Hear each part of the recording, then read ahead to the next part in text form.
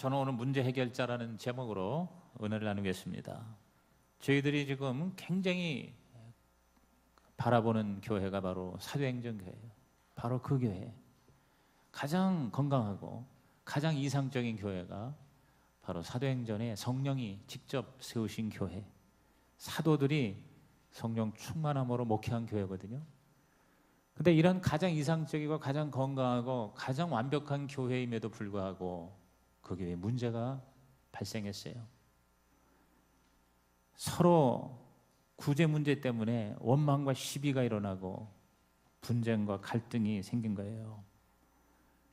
여러분, 이 세상에 문제 없는 데가 없습니다. 어떤 개인, 어떤 조직, 어떠한 삶의 자리에도 여러분 문제가 없는 데가 없어요.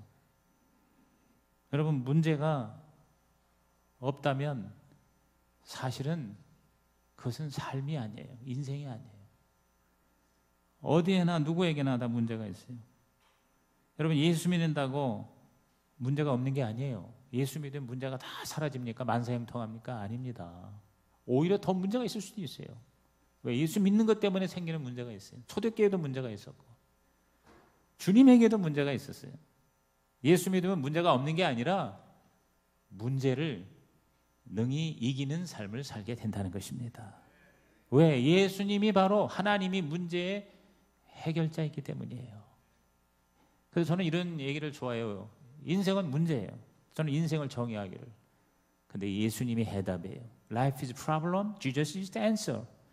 인생은 문제다. 시작. 인생은 문제다. 예수님이 해답이다. 시작. 예수님이 해답이다. 오늘 저와 여러분, 그러므로 문제가 있음에도 불구하고 행복하고 문제가 있음에도 불구하고 하나님께 영광 돌리는 인생을 살게 될 줄로 믿습니다. 우리는 문제를 만드는 자, 프로블럼 메이커가 아니라 문제를 해결하는 프로블럼 솔버가 되어야 돼요. 예수 믿는 사람은 뭐냐? 문제를 해결하는 자예요. 저는 그러므로 오늘 이 초대교회의 문제, 이 문제를 해결하는 이 과정을 통해서 저와 여러분의 개인 문제, 우리 교회 문제, 여러분의 가정의 문제, 사업의 문제, 인생의 문제를 해결하는 문제의 해법, 문제의 신학을 여러분들이 오늘 깨닫기를 바라요. 첫째 신학이 뭐냐? 문제는 어디에나 있다는 거예요. 문제는 어디에나 있어요. 뭐 이건 상식이죠. 문제가 없는 곳 존재하지 않습니다. 여러분, 미국에 가장 위대한 실용주의 철학자가 노만 빈센트 필 박사예요. 그 미국의 그 꿈을 이루는 이른바 그 적극적인 사고방식 또는 긍정의 어떤 철학, 이것의 원조가 바로 노만 빈센트 필 박사입니다. 1993년에 돌아가셨는데 수많은 사람의 삶을 변화시켰어요. 그 노만 빈센트 필 박사가 늘 주장하는 게 뭐냐면 우리가 처한 이 환경이라는 게 결국 우리의 책임이라는 거죠. 이 세상에 있는 쓰레기를 누가 만들었냐? 하나님이 만들지 않았다. 사람이 만들었다. 그 말은 맞죠? 그렇죠? 이 세상에 있는 모든 쓰레기가 누가 만든 거예요? 바로 사람이 만든 거예요. 그 환경의 책임이 우리 인간에게 있는 거예요. 하나님에게 있는 게 아니에요. 그렇기 때문에 우리는 항상 아침에 눈을 뜰 때마다 두 가지 선택이 우리 앞에 놓였음을 깨달아야 된다는 거죠. 다시 말해서 내가 기분 좋게 행복하게 살 것을 선택할 거냐, 아니면 기분 나쁘게 불행하게 살 것을 선택할 거냐. 결국은 내가 환경을 다스리는 삶을 살아야 된다.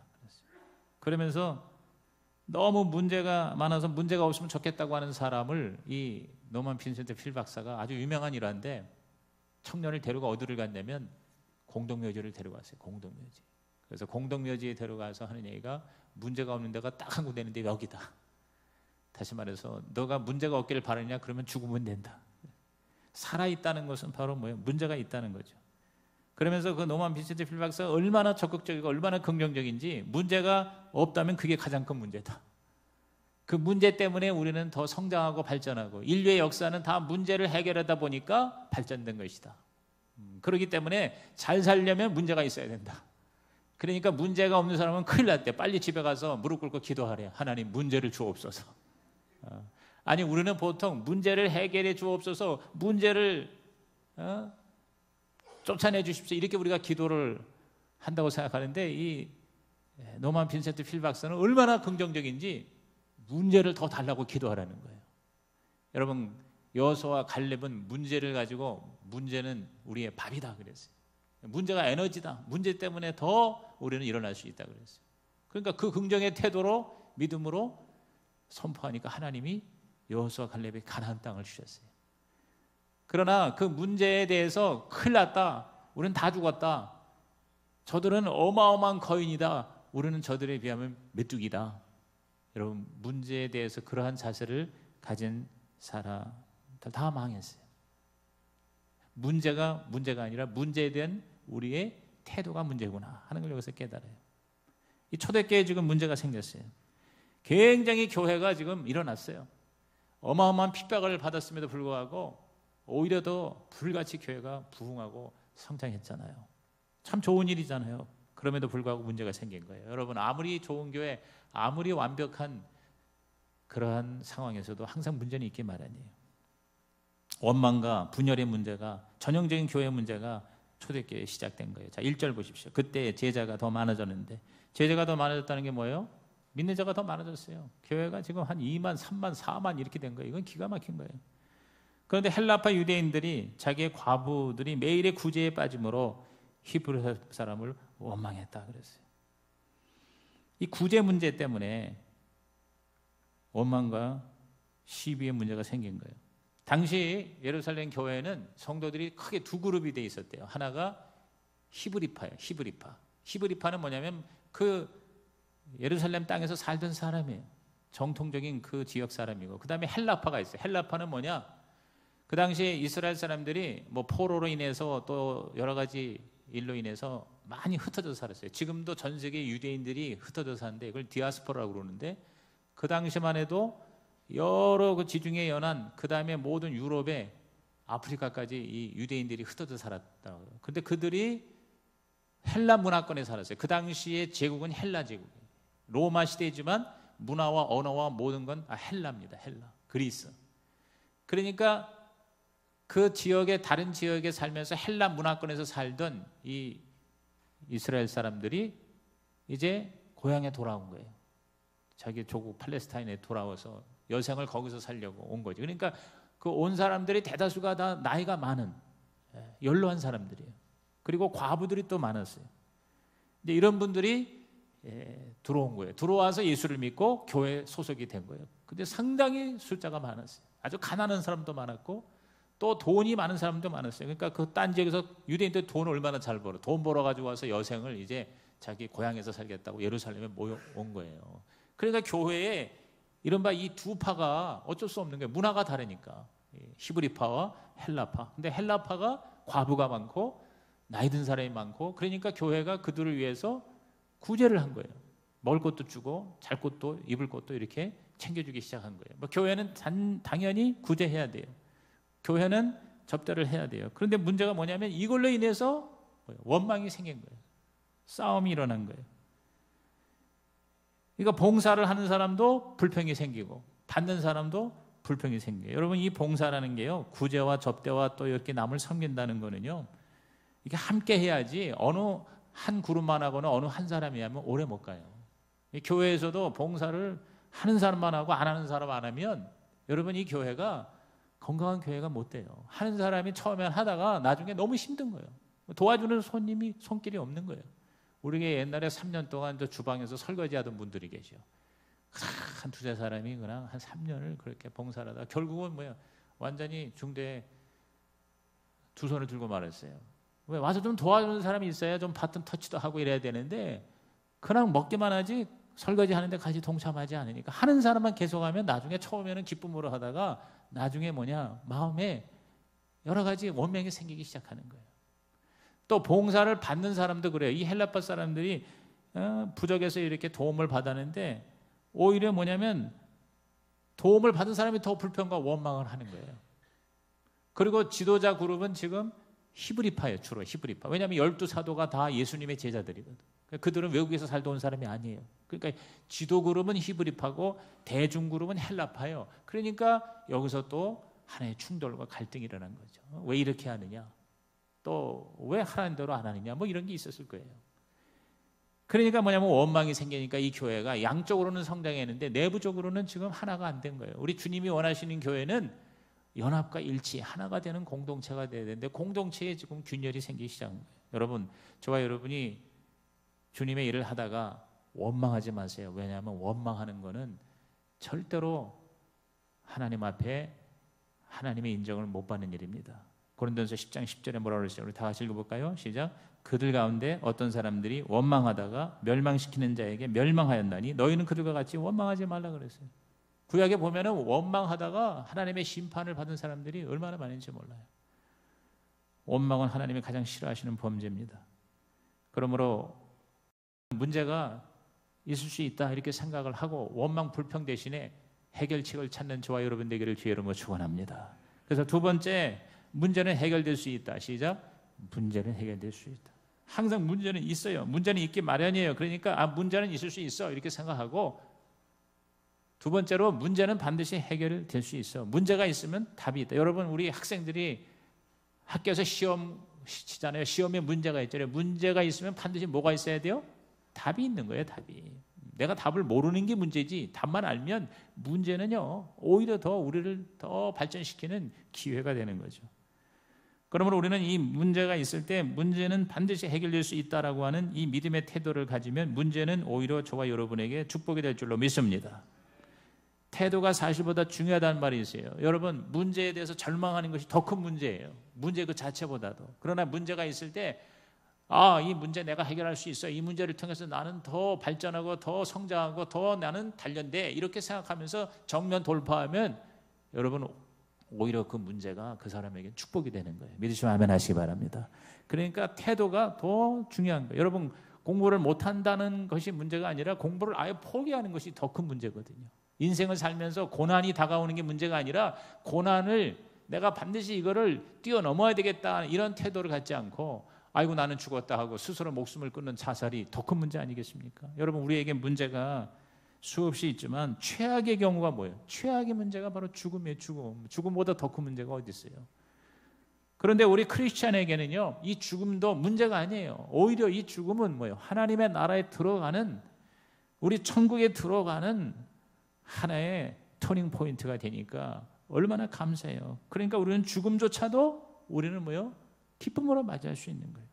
그리고 그 죽음에 대해서 죽음의 의미를 알기 때문에 죽기 전에 더 우리가 하나님의 영광을 위해서 살면 죽음 이후에 하나님께 큰 은혜와 상급을 받는다 하는, 이렇게 죽음을 잘 준비하는 삶을 살게 되기 때문에 오히려 죽음이 우리에게는 더 삶을 풍요롭게 하는 하나님의 축복의 전주국이 될 수 있다. 동의하시면 아멘 하시기 바랍니다. 그리고 항상 문제 가운데는 하나님이 계시다. 이걸 깨닫고, 그리고 문제보다 하나님이 더 크시다. 이러한 믿음을 가지고 문제가 있기 때문에 더 하나님을 의지하고 신뢰하고 하나님께 나가고 하나님께 기도한다면 여러분, 문제는 오히려 우리에게는 뭐요? 하나님의 또 다른 은총과 축복이 될 수가 있다는 것이죠. 그래서 문제는 축복의 가면이라는 말이 있는 것입니다. 이 지도자들이 이 문제에 대해서 핵심을 파악했어요. 자, 2절 보십시오. 12사도가 모든 제자를 불러 이르되 우리가 하나님의 말씀을 제쳐놓고 접대를 일삼는 것이 마땅하지 아니하다 그랬어요. 여러분, 문제를 해결할 때 우리들은 문제만 집착하면 안 돼요. 이 문제를 통해서 진짜 우리가 무엇부터 해결을 해야 될까, 이걸 깨달아야 돼요. 그래서 문제는 저와 여러분의 삶의 질서를 다시 찾게 하는 하나의 좋은 기회가 된다는 거예요. 교회에 이런 문제가 생기니까 사도들이 기도하다가 지금 이렇게 막 구제하고 밥 먹고 그 다음에 접대하고 이런 거가 지금 우리 교회의 가장 큰 문제가 된다면 이 교회는 곤란하다.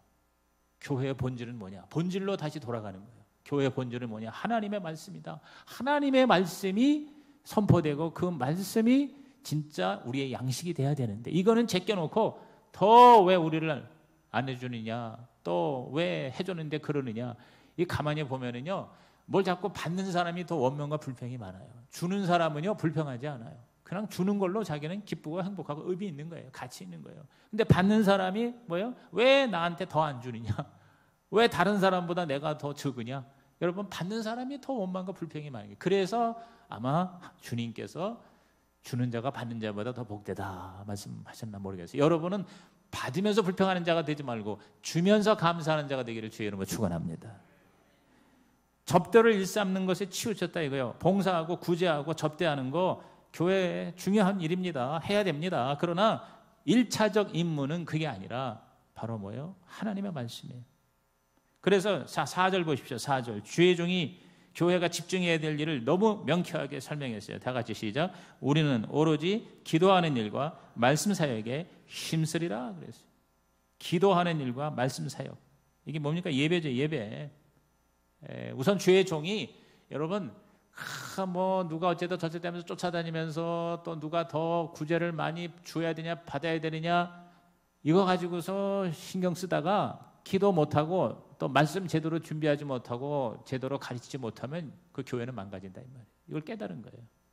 그렇습니다. 여러분, 저와 여러분은요 이 우선순위가 굉장히 중요한 거예요. 굉장히 중요해요. 우선순위를 만약에 따지면 늘 세 가지를 생각하세요. 세 가지. 첫째가 뭐냐면요, 하나님이냐 사람이냐. 사람보다 더 우선돼야 될 분이 누구예요? 하나님이에요. 하나님, 주님께서 뭐라고 했어요? 먼저 첫째, 마음과 목숨과 뜻과 정성을 다해서 하나님을 사랑하고 그 다음에 내 이웃을 내 몸처럼 사랑하라 그랬어요. 그러니까 첫째, 하나님 사랑이 제일 중요해요. 하나님이 사람보다 더 중요하다. 시작. 하나님이 사람보다 더 중요하다. 그러니까 여러분이 어떤 문제를 해결할 때 항상 첫 번째는 뭐냐? 하나님이 우선돼야 된다. 아멘입니까? 항상 하나님이 우선돼야 돼. 나보다도 더 하나님이야. 그게 진짜 뭐예요? 해결책이에요. 두 번째는 또 뭐냐면 영혼이냐 몸이냐, 이걸 여러분이 늘 염두에 둬야 돼요. 이 몸이 더 중요합니까? 영혼이 더 중요합니까? 영혼이 더 중요한 거예요. 몸은요 잠깐 이 세상에 잘 살아봐야 100년이에요. 최고로 잘 살아야 100년이야. 70이요 80이요. 이 몸은 뭐예요? 그냥 썩어질 육체가 되는 거예요. 이 몸을 위해서 산다는 거는 100년 미만을 사는 거예요. 그러나 영혼의 가치는 뭡니까? 이거는 뭐예요? 영원한 거예요. 이거는 한계가 없는 거예요. 무한한 거예요. 오늘 우리 인간은 그냥 살다가 먹고 살다가 썩어서 죽는 게 인간이 아니에요. 우리는 영적 존재예요.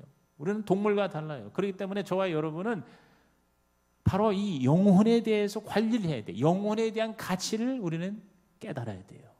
예수 안 믿는다는 게 뭡니까? 영혼을 몰라요. 영혼을. 그냥 세상에서 잘 먹고 잘 살다 가는 게 인생이고, 그러니 뭔지 막연하게 두려운 거예요. 죽음이 두려운 거예요. 죽음 다음에 뭔가 있긴 있는 것 같은데 영적인 것이 흔적은 있어요. 비스람하게 느끼는 건 있어요. 그러나 정확하게 깨닫지 못하는 거예요. 예수 믿는 사람은요, 저와 여러분은 이 육신은 썩어질 겉사람이지만 그러나 진짜 저와 여러분의 존재는 뭡니까? 바로 우리의 영혼입니다. 믿으십니까? 우리가 이 영혼이 하나님과 소통을 해야 되고 하나님의 생명을 공급받아야 되고, 영혼이 제대로 쓸 때 우리 육체도 이 세상에서도 의미가 있는 거고, 또 나중에 이 육체가 부활하여 영원한 몸이 되어서 천국에서 영생을 누리게 될 줄로 믿습니다. 그 다음에 또 여러분이 늘 우선순위를 생각해야 될 게 뭐냐? 시간이냐 영혼이냐. 영혼이냐 시간이냐. 우리가 영원성을 바라보느냐 아니면 찰나적인 이 시간과 순간에 가치를 두느냐. 끊임없이 우리는 이 우선순위를 정해야 되는 것이. 그래서 개인의 일이든 교회 일이든 무슨 일이든 항상 이렇게 저와 여러분은 뭐예요? 선택을 해야 돼요. 사람보다는 하나님이에요. 육체보다는 영혼이에요. 그리고 시간보다는 바로 영혼이에요. 영혼. 아멘. 이것을 최고의 더 큰 가치로 깨닫고 그 가치를 따라서 사는 게, 그게 바로 그리스도인의 삶인 것입니다. 그러므로 우리가 이렇게 교회 와서 주일날에 하나님 앞에 시간을 드리고 헌금을 드리고 내 몸을 드리고, 그리고 어떤 것보다도 10의 1조를 드린다든가 모든 삶의 가장 최우선을 하나님께 두는 것은 왜 그래요? 저와 여러분이 거듭났기 때문인 거예요. 우리가 영적으로 살아났기 때문인 거예요. 그러면 교회 와서 제일 중요한 게 뭐냐? 여러분, 교회 와서 교제하고, 교회 와서 뭐 신나게 오락을 누리고, 교회 와서 뭐 사람들끼리 서로 재미있게 놀고 밥도 먹고, 그 다음에 교회 와서 무슨 가난한 사람 구제도 받고. 여러분, 이것이 교회의 본질이 아닙니다. 그것은 세상의 어떤 기관에서도 할 수 있는 거죠. 교회에서만 할 수 있는 게 뭡니까? 바로 하나님을 예배하는 것입니다. 기도하는 거고요, 말씀 듣는 거예요. 여러분이 교회 나오시는 목적이 이것이 첫 번째 목적이 되기를 주님의 이름으로 부탁을 드립니다. 그러니까 여러분이 교회 와서 기도를 많이 해야 돼. 기도를요. 그러니까 여러분께서 뭐 새벽기도나 철야기도 이런 거 못해도 주일날만 해도 와가지고 예배 시간에 기도하고 예배 끝나고 나서도 5분이고 10분이고 성전에 앉아서 하나님 앞에 기도할 때 이 교회가 하나님의 기도하는 집이 될 줄로 믿습니다. 그리고 뭐야, 성경 말씀에 말씀을 듣고 말씀을 같이 공부하고 말씀을 같이 나누고 가르치고 하나님의 말씀과 기도, 이것이요 가장 중요한 거예요. 여러분이 그 중요한 가치에 최우선을 두시기를 주의 이름으로 축복합니다. 그리고 목회자가 그걸 할 수 있도록 여러분이 도와주셔야 돼요. 여러분, 개척교회가 힘든 이유가 뭐냐면 돕는 손길이 별로 없어요. 목사가 모든 걸 해야 돼요. 제가 옛날에 참 교회를 많이 다니면서 집회를 했는데요. 저 보스턴에 지금 잊을 수가 없어요. 내가 보스턴 교회 그 목사님이 참 괜찮은 분이거든요. 약사였어요, 약사. 그런데 나중에 예수 믿고 은혜 받고 뒤늦게 신학교 가서 신학을 해서 약사를 그만두고 목사가 됐어요. 내 생각에 솔직히 그냥 약사를 하시면 좋았을 거라는 생각이 들어. 왜냐하면 10년이 다 되는데 교회가 한 10명인가 10명밖에 안 되는 거예요. 근데 제가 요청을 받아가지고 이제 저를 아니까 와서 설교를 해달라고 그러길래 제가 주일날 이제 그 집에서 하룻밤 자고 주일날 설교하러 가는데 목사님이 10시 예배인데 8시부터 빨리 가야 된대서 왜 그러냐니까 이 목사님이 2시간 동안을 그 보스턴을 돌면서 성도를 픽업을 해야 돼. 라이드를 해야 돼요. 다 이렇게 태워가지고 이렇게 태워서 이렇게 오는데 뭐 나도 어쩔 수가 없으니까 같이 탔어요. 그냥 2시간을 그냥 아침밥도 안 먹고 헤매고 교회 오니까 꼬르륵 꼬르륵 소리가 나. 그게 목사님 내려가지고 열쇠로 문을 딱 목사님이 스위치를 넣어서 등을 켜고 강단에 올라가서 마이크를 다시 켜고 그러고는 이제 설교 준비를 이제 하는 거예요. 예배 준비를 하는 거예요. 그리고 지금도 잊을 수 없는 게 있어요. 나중에 식사를 하고 나서 쓰레기를 다 모아가지고 이렇게 큰 쓰레기통에 쓰레기 봉지에다 담아서 그걸 가지고 목사님 차에다가 실더라고요. 왜 그러냐 그러니까 이거 우리 집에 가가지고 아파트에 집에 가서 거기서 버려야 된대. 교회에서 버리면 돈도 들지만 버릴 사람이 없대. 그리고 다시 또 그 태운 사람 또 한 2시간 또 보스턴을 돌면서 내려다 주고 집에 오니까 나중에 내가 파김치가 됐어요. 내가 그랬어요. 이렇게 해가지고는 교회가 맨날 10명밖에 안 되지 않습니까? 그 10명 중에서도 한 명씩 당신은 문을 따세요. 열쇠 주세요. 당신은 불을 켜세요. 당신은 가서 마이크를 좀 켜세요. 이렇게 좀 맡겨서 우리 성도들이 이렇게 돕고 목사님은 좀 시간 더 기도하고 설교를 준비해서 성도들이 오면 은혜로운 말씀을 듣게 해야 교회가 일어날 것 같습니다. 그렇게 제가 조언을 한 것이 기억이 납니다. 그렇습니다. 이 초대교회가 바로 이런 문제가 생긴 거예요. 그래서 기도하는 일과 말씀 사역에 예배, 영적인 일에 우리 사도들이 집중하고 나머지는 다 우리 평신도들에게 맡기기로 결단을 내린 거예요. 그러면서 3절 보십시오. 3절. 형제들아 너희 가운데에서 성령과 지혜가 충만하여 칭찬받는 사람 7을 택하라. 우리가 이 일을 그들에게 맡게 돼. 이 일이 뭐예요? 구제하고 접대하는 일. 그런 일들을 바로 사람들한테 맡기자. 그렇게 해서 이른바 재직을 최초로 뽑은 거예요. 그래서 우리 요새 말하는 집사 이상의 재직분, 즉 재직의 기원이 바로 사도행전 6장인 것입니다. 그러면서 그 재직들을 어떤 사람 뽑아내냐? 자, 3절에 성령과 지혜와 칭찬 이렇게 되어 있고요. 다시 5절에 또 온 무리가 이 말을 기뻐하여 믿음과 성령이 충만한 사람 그랬어요. 그러니까 이제 여기 5가지가 나오는데 성령이 2번 나오니까 결국은 4가지 조건이 나오는 거예요. 4가지. 4가지 조건을 해서 합당한 7명을 세웠어요. 4가지가 뭐예요? 첫째가 성령이에요. 성령 충만. 시작. 성령 충만. 여러분이 평신도 일꾼이 되고 교회 집사 이상이 되고 재직이 된다 그러면 뭔가 봉사를 하려면은요 몸만 튼튼해서 되는 게 아니에요. 성령이 충만해요. 성령이 충만하기 위해서 어떻게 해야 돼요? 기도해야 돼. 기도. 그러니까 평신도도 교회 와서 기도해서 성령 충만해서 내가 하는 게 아니라 성령님이 나를 통해서 일하게 하신다. 할렐루야. 이러한 재직이 되기를 주님의 이름으로 축복합니다. 그런데 기도하지 않고 성령 충만하지 않고 자기 성질대로 여러분 교회에서 봉사한다는 사람은 차라리 안 하는 게 나은 경우가 많아요. 그러므로 여러분이 목사도 그렇지만 성도도 성령 충만을 하나님 앞에 날마다 구하는 재직이 되기를 주님의 이름으로 부탁을 드립니다. 그 다음에 지혜가 충만해야 돼. 지혜. 성령 충만해서 막 뜨거워서 열정이 있는데 열정만 가지고 되지 않습니다. 지혜롭지 않으면요 오히려 좋은 일 하다가 시험 들고요 문제가 더 발생할 수가 있어요. 여러분 보통 그런 말 있죠. 사람의 종류가 4가지인데 멍게, 멍부, 똑개, 똑부가 있대요. 근데 그 중에서 가장 위험한 사람이 멍부래요. 멍부가 뭐예요? 멍청하고 부지런한 사람. 그러니까 멍청한데 부지런해. 그냥 부지런 떨다가 다 망하게 한다 이 말이야. 차라리 멍청하고 게으른 게 낫다는 거예요. 똑똑하고 게으른 사람, 똑똑은 한데 또 일을 안 해. 그래도 별로 도움이 안 돼. 제일 좋은 게 뭐예요? 똑똑하고 부지런한 게 똑부래, 똑부. 여러분 똑부가 되기를 바랍니다. 우리 옆에 계신 분에게 똑부가 되십시오. 그래, 똑부가 되십시오. 똑똑하고 부지런해야 돼. 똑똑하다는 게 지혜예요. 뭐 공부를 많이 하거나 좋은 학교를 나온 게 아니라 살아야 보면 지혜가 있는 게 있잖아요. 지혜가 말을 한마디 해도 지혜롭게 하고 새신자가 오면은 지혜롭게 이렇게 잘 얘기를 하는데 멍청하게 얘기를 해가지고 시험 들어서 교회를 떠나는 경우도 있을 수 있어요. 멍청하면 안 돼요. 그러니까 지혜가 있어야 돼. 지혜가. 그러니까 여러분 지혜를 달라고 기도하시고 또 지혜로운 그러한 훈련을 많이 받으시는 재직이 되기를 주님의 이름으로 축원합니다. 그 다음에 칭찬이 있어야 돼. 칭찬 충만. 시작. 칭찬 충만. 칭찬을 해. 사람들로부터 인정을 받아야 돼. 사람들로부터. 아무리 성령 충만하고 아무리 지혜가 있어도 자기 혼자 성령 충만하고 자기가 스스로 지혜 있다고 그러는 사람은 곤란해요. 사람들이 뭐예요? 아 정말 저분은 진짜 기도도 열심히 하고 성령도 충만하고 그리고 막 열정이 있고 지혜가 있어 하면서 다 이렇게 칭찬을 해줘야 돼. 사실 그런 재직을 뽑아야 돼. 이제 우리 교회도 이제 장로님들을 세워야 될 때가 됐다고 나는 생각을 하는데요. 이 장로를 세울 때 대부분의 교회가 어떻게 하는지 아세요? 그냥 뭐 목사가 추천해가지고서 이렇게 투표하게 하는 그런 거 요새 거의 없고요.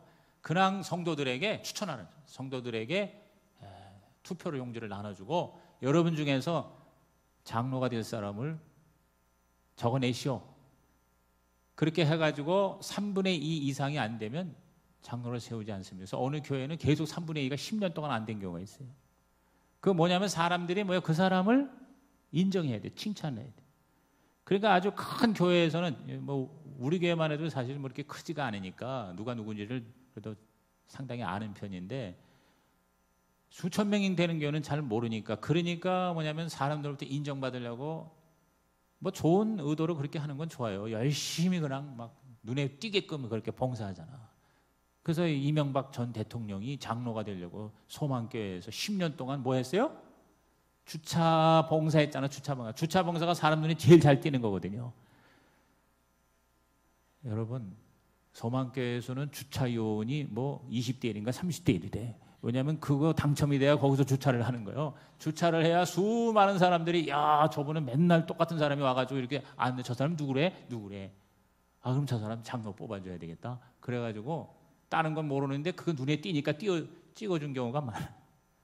그래서 이명박 대통령이 장로님 되려고 소망교회에서 10년 동안 이거 했다는 건 이미 한국교 교인들이 다 알고 있더라고요. 성경적인 거예요. 왜? 사람들로부터 뭐예요? 칭찬을 받는 거예요. 야 정말 저분은 인격적으로도 괜찮고 교회 모든 일에 앞장서고 그리고 정말 자기 있는 힘을 다해서 물질로도 교회를 위해서 저렇게 섬기고 그리고 정말 목사님이 부족하고 목사님이 유고시에도 저런 장로가 있으면 교회는 문제가 없겠다. 이런 사람을 사람들이 뭐예요? 인정하고 칭찬하고 그렇게 뽑는 거래요. 그 다음에 마지막으로 뭐예요? 믿음 충만. 시작. 믿음 충만. 여러분 아무리 똑똑하고 아무리 지혜가 있고 아무리 사람들이 인정해도 하나님이 쓰셔야 된다 이 말이에요. 하나님에 대한 믿음. 믿음이라는 게 뭐예요? 예와 아멘이에요. 예와 아멘. 믿음이라는 거는요 자기 생각이 아니에요. 예 하고 아멘 하는 거예요. 하나님 말씀에 아멘 하는 거예요. 이런 회의를 할 때 뭐 이렇게 기도하고 목사가 이걸 합시다 그럴 적에 계속 딴지를 거는 사람은 믿음이 아니에요. 그건 예 하고 예 한번 힘들지만 우리가 한번 같이 연합해서 해나가십시다. 적극적으로 후원하고 지원하겠습니다. 이런 게 믿음입니다. 믿음. 그러니까 믿음이라는 게 얼마나 귀한 건지 몰라요. 믿음이 없이는 하나님을 기쁘시게 못한다 그랬어요. 오늘 여러분이 믿음이 있는 재직이 되기를 주님의 이름으로 축원합니다. 이렇게 네 가지 조건이 있어요. 그러니까 여러분이 자기 자신을 살피고 다른 사람을 볼 때 이 네 가지가 확실한지 아닌지 오히려 여러분이 어려움이 있을수록 이 네 가지 쪽으로 더 여러분이 집중하시기를 주님의 이름으로 축복합니다. 다시 한번 따라합시다. 성령, 지혜, 칭찬, 믿음. 이걸 위해서 여러분이 기도하고 노력하십시오. 이게 바로 뭐예요? 이게 진짜 집사예요. 집사예요. 그래서 7명을 뽑았는데 놀라운 거는요, 이 7명의 이름이 다 헬라 이름이에요. 헬라 이름. 다시 말해서 헬라파 신자들에게서 재직을 뽑은 거예요. 굉장히 균형을 맞춘 거예요. 그러니까 지도 그룹은, 목회자 그룹은 히브리파예요. 예수님의 12제자 사도예요. 근데 원망과 불평이 헬라파에서 일어났어. 그러니까 헬라파에서 일어났는데 여러분 그냥 인간적으로 생각할 적에는 뭐 이렇게 시끄러워, 뭐 이렇게 말해 말, 뭐 이렇게 원망과 시비가 막 이런 사람들은 아예 세우지도 마라 이렇게 나올 법한데요. 놀랍게도 그들 가운데에서 택했다는 거예요. 다시 말해서 이거를 나눈 거예요. 쉐어한 거예요. 여러분 우리가 문제를 해결할 때 중요한 원리가 뭐냐면 중단하거나 포기해서는 안 됩니다. 여러분 구제 받는 헬라파 성도들이 불평했잖아요. 받는 쪽에서 원망했잖아요. 원망을 들을 때 가장 간단한 거 쉬운 방법이 뭐예요? 여러분 봉사하는 사람, 섬기는 사람이 에이 뭐 내가 이렇게 뭐 뭘 보고 해? 내가 뭐 할 일이 없어 여기 와서 이러는 줄 알아? 그렇게 내가 해줬건만 이렇게 원망과 불평이 있고 나를 오해하고 비난해? 관둬. 그리고 금방 스탑하는 거예요. 중단하고 포기하고 아예 그냥 떠나버리는 거예요. 여러분 제일 쉬운 방법입니다. 제일 간단한 방법입니다. 그러나 그것은 진정한 해결책이 아니라는 것이죠. 여러분이 주님 위해서 교회에서 봉사하다가 좋은 일 하다가 원망 들을 수 있어요. 불평 들을 수 있어요. 억울할 수 있어요. 그럴 때 여러분 아이 간도 그럼 하고 그냥 다 끝내는 거 여러분 그건 주님의 방법이 아니라는 거예요. 오히려 뭐 적극적으로 이거를 해결한 거예요. 오히려 그 원망하는 사람들을 더 끌어안고 쓴 거예요. 그래서 교회가 놀랍게 일어나게 된 것입니다. 그리고 우선순위를 본질을 다시 재정립을 했고 일을 분담해서 서로 양보한 거예요. 이게 바로 양보의 정신이에요. 그래서 재직들은 헬라파가 된 거예요. 헬라파 사람들이 재직을 했어요. 6절에 사도들 앞에 세우니 추천을 받아가지고 사도들이 기도하고 그들에게 안수했다. 요새 안수 집사와 장로 피택이 바로 여기서 그 근원이 시작되는 것입니다. 세 번째 결과가 뭡니까? 문제는 축복의 기회다. 시작. 문제는 축복의 기회다. 여러분 이렇게 교회가 문제를 끌어안고 해결을 하니까요. 어떤 결과가 나왔어요? 7절 결론입니다. 시작. 하나님의 말씀이 점점 왕성하여 예루살렘에 있는 제자의 수가 더 심히 많아지고 허다한 제사장의 무리도 이 도에 복종하니라 그랬어요. 하나님의 말씀이 점점 왕성해졌다. 그래서 여기서 왕성교회가 생겼대요. 왕성교회. 저 길자인 목사님 왕성교회가 이거 가지고 왕성교회라고 그랬대요. 말씀이 왕성했다는 게 뭐냐? 질적으로 교회가 건강해졌다. 좋아졌다. 영적으로. 그렇죠?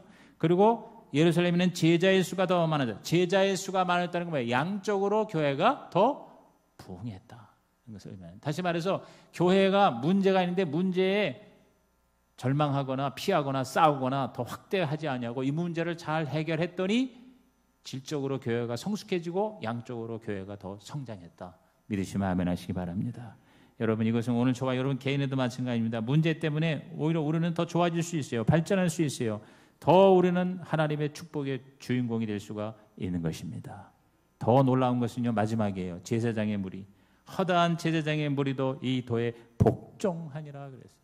얼마나 기가 막힌 이 사건입니까? 여러분 몇 달 전에 제사장들이 대제사장 앞세우고 예수를 십자가에 처형한 사람들이에요. 근데 그들 가운데에서 상당수의 그 당시의 제사장들이 대제사장이 모든 것을 독점했기 때문에 굉장히 힘든 삶을 살았었어요. 굉장히 회의적이었어요. 구약 교회가 다 썩었어요. 부패했어요. 하나님의 신약 교회를 기독교를 다시 세우신 거예요. 여기에 제사장 무리가 다 들어가게 된 거예요. 복종을 했다고 그랬어요. 완전히 항복하고 하나님의 새로운 도에 제사장들이 나서서 예수를 믿기 시작한 거예요. 이게 어마어마한 기적인 거예요. 그러니까 교회가 이제는 하나의 그 종파가 아니라 하나의 그룹이 아니라 모든 것을 다 끌어안는 하나님의 위대한 교회가 될 수가 있었다는 것입니다. 오늘 이러한 기적의 은혜가 저와 여러분에게도 날마다 일어나시기를 주의 이름으로 축원합니다. 기도하겠습니다. 하나님, 오늘 말씀드린 성도들마다 문제 해결자 되게 하여 주시옵시고, 문제 때문에 오히려 더 부흥하고 발전하고 성장하고 성숙하며 더 하나님의 축복을 받는 기적의 주인공이 되게 하여 주시옵소서. 예수님의 이름으로 축복하며 기도하옵나이다. 아멘.